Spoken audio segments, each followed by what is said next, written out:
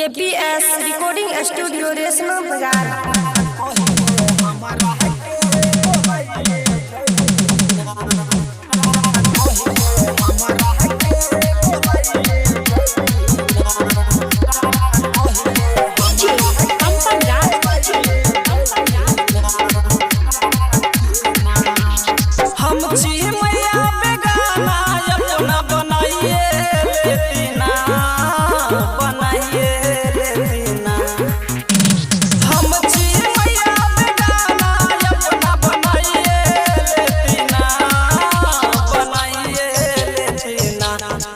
कबेरी बेटा कोही के हमारा के बोलाइए जयना।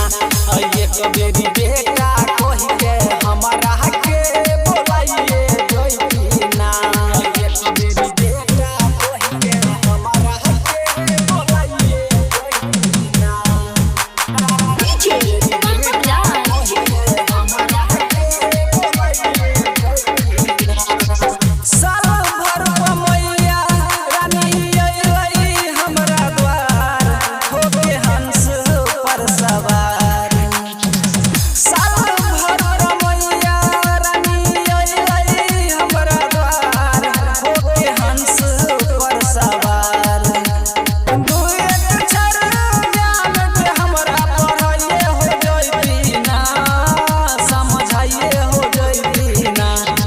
कबेरा बेटा कही के ये कबेरा बेटा कही के हमारा के बोलाइए हो जयना।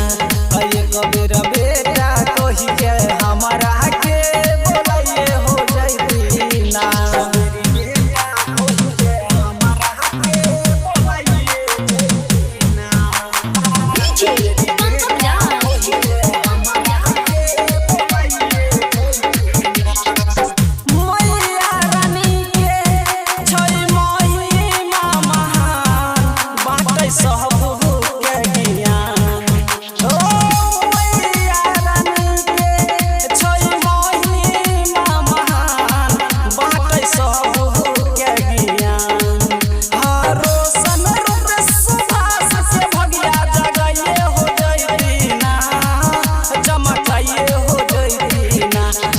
कबेरा बेटा कही के ये कबेरा बेटा कही के हमारा के बोलाइए हो जयना।